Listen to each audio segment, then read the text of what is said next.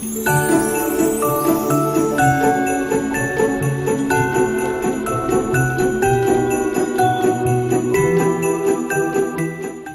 is Christmas time. We're back for our cute little Christmas upload. We're doing a super simple Christmas feast. We're doing a puff pastry and bacon, absolutely gorgeous. We're doing a Christmas roasted chicken, no turkey, no beef. We're keeping it budget friendly. And then we're finishing it off with some garlic smashed rustic potatoes. So let's do it.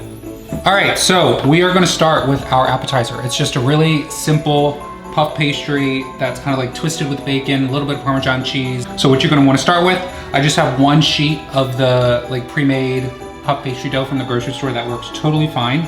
Just make sure you let it totally defrost first, so when you go to unfold it like this, it doesn't crack or anything. And then once you have it fully defrosted, lay it on your cutting board, and then you wanna take just some strips of thinly cut bacon and just lay it right over top of your puff pastry. And you can see like my bacon's a little bit longer than my puff pastries. That's okay, because what we're gonna do is we're gonna cut the bacon to be the same length as the puff pastry. So I fit about 4 slices of bacon on mine. You can see they're pretty nice and evenly spaced out. So all I'm gonna do now is just run my knife right along the base, cut off these edges, save these little bits because we're gonna use this in our chicken. So what I'm gonna do now is take just some grated Pecorino Romano, Parmigiano works as well too. Take it and just sprinkle it right over top your bacon and your puff pastry. You don't want to do a huge handful. You don't want to like cover it at all. Just like a cute little drizzle, a cute little snowflakes flurry over top. Now that we have all this done, all I'm going to do is just take my knife and cut these into strips, and then we're going to twist them. And that's it. That's all she wrote.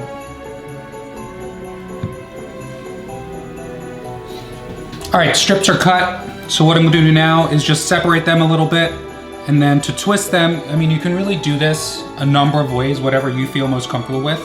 All I'm gonna do is just basically take both ends and twist it until the ends meet. And then just go a little bit more, stretch it if you need to. So you got something that looks like that. I am putting these onto an ungreased sheet pan, just with some parchment paper laid down.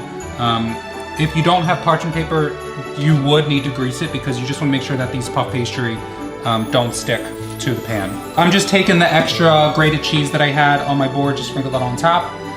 And then it's really simple at this point. All I'm gonna do is just stick it into a 400-degree oven for about 20 minutes or so until the puff pastry's fully cooked, your bacon's really nice and crispy, and then you're set. Then we just gotta let them cool. So I'm gonna go stick these in the oven.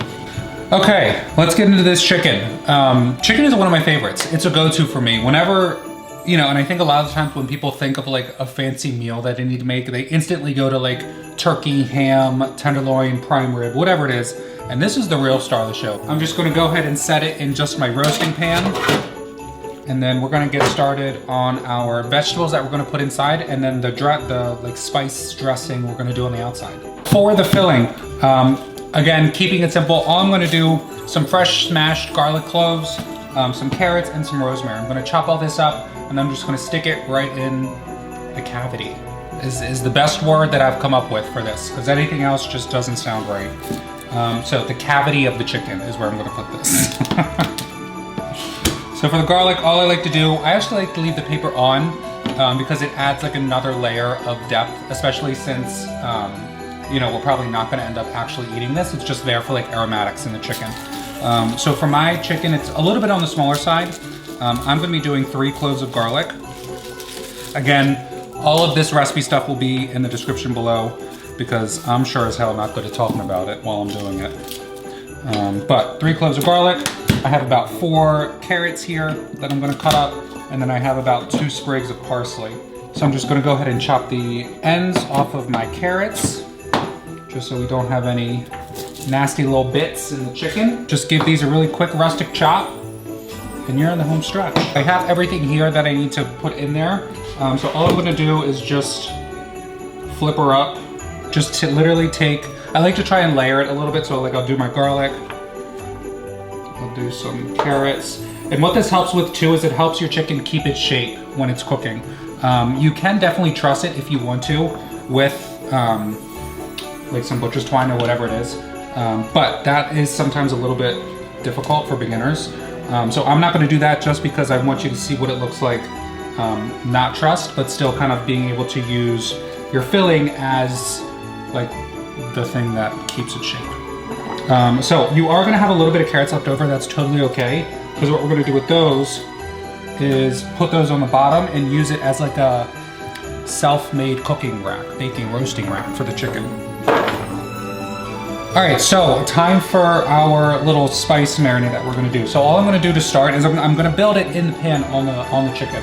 I'm gonna take some canola oil and just enough to kind of help all the spices stick to the chicken. I'm gonna take some really thick, coarse kosher salt. You want the coarseness because what that's gonna do is gonna sit on the skin of the chicken and really help that chicken crisp up just beautifully. I'm gonna take some freshly cracked black pepper, do the same thing, just all over the little chickadee, a little bit in the cavity. Oh God, I hate that word now. And then I like to finish it off with just a little bit of paprika. It gives it a really nice color, another kind of level of smokiness to the chicken, which I think goes really well.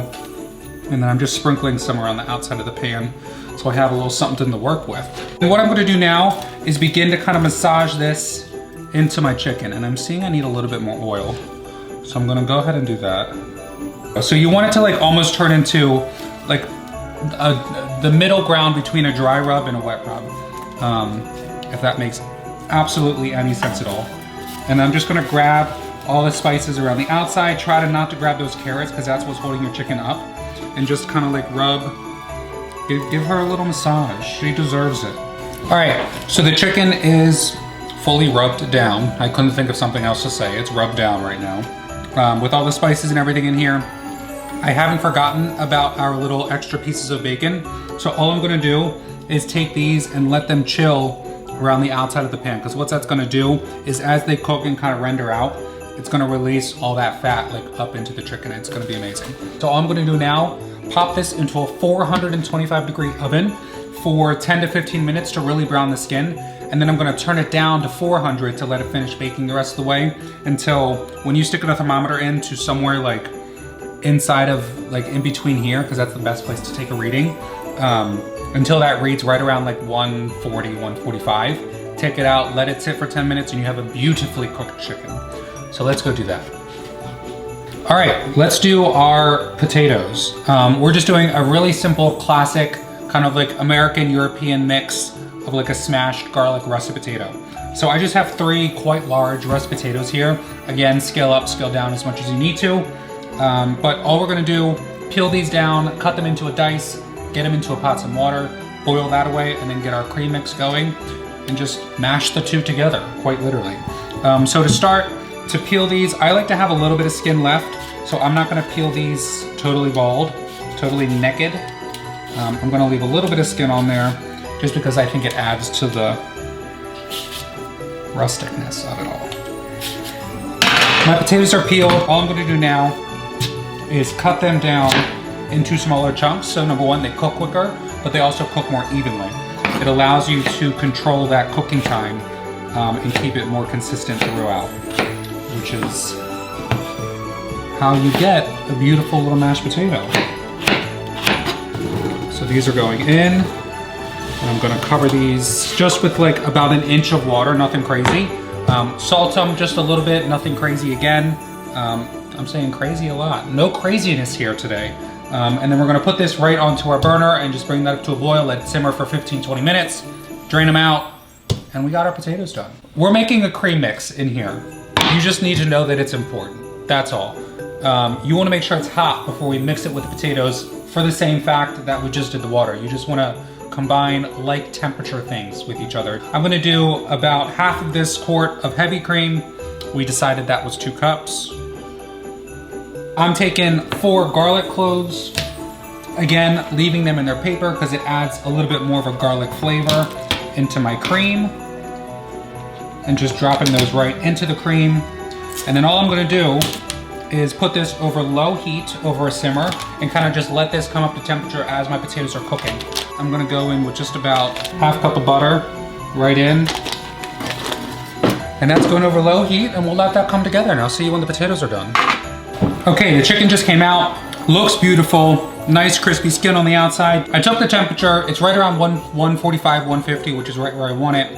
I'm gonna let this sit and just let the chicken come up to temperature right around 160 for the next 10-15 minutes while we're finishing up the potatoes. Potatoes are done.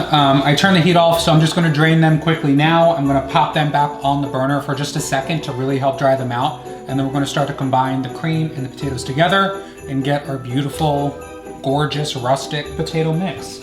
So let me strain these real quick. I'm gonna move this pot down here. I have my cream mix here. What I'm gonna do first is get out my garlic cloves so I don't accidentally mix them in to the potatoes. So I'm just gonna fish those out very quickly. Should be relatively easy since we left them whole.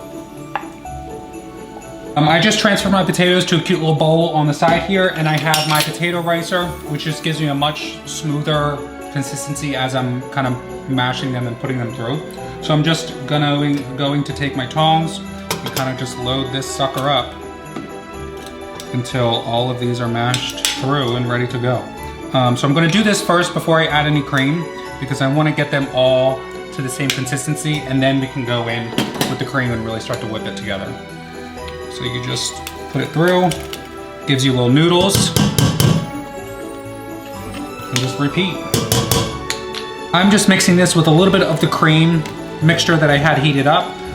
As you kind of mix it with the wooden spoon, since you've already riced the potatoes, it'll mash kind of like on its own. I've added just about 1 3/4 cups of the cream, and it's at a pretty good consistency right now. I think I'm happy with that. I do have a little bit of cream left over, but I'm not gonna use it because I don't want them to be too liquidy. All right, so I'm gonna set this aside. I'm gonna bring my chicken back. We're gonna break her down very quickly, and that's it. Then we'll get to plating.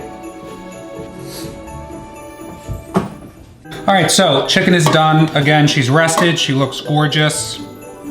You can leave all the stuffing still inside of the chicken as we cut it. So the first thing I like to do is get my little legs off. So I'm just gonna make a small incision to open up the skin, find where the bone connects. You can also kind of do this with your hand if you want to. Just snap her out. And there you go. So I'm gonna set those to a side. And then for the breasts, just make a small incision right down the middle, kind of find where that middle breastplate is, and then just very slowly cut right down. Again, you can see I'm taking like really small incisions. Oh, I got a whole mess happening here. And there is your breast. All right, so I am going to do a little plate for you here, as if you're at my house for Christmas. So I'm just gonna do some potatoes on the bottom. I have a cute little brioche bread roll here, just because you always need a little bit of bread, even though you got some starch here. So we have our chicken done. I'm just gonna very quickly take some parsley as a little garnish. Never hurts. And just kind of stick her right in there. So this is a perfect little Christmas dinner. I love it. It's one of my favorites. I did it in just about under an hour, which is always a plus. And it looks like you spent way longer on it, which is another plus. Thanks for coming. I always appreciate it. You know, this is such an easy little thing. I really hope you guys try it. It's, like I said, it's one of my favorites. I try to make it as often as I can. Chicken can be such a star of the show. You know, when you're in a sea of tenderloin and turkey, bring out the chicken, because I promise you, it'll surprise some people. So like always, share, comment. David, what's the last one? He said share, comment, and smile. How cute is he? Share, comment, and smile, and subscribe. I can't leave that out. But smile, right? Smile is most important. Smile. Smile.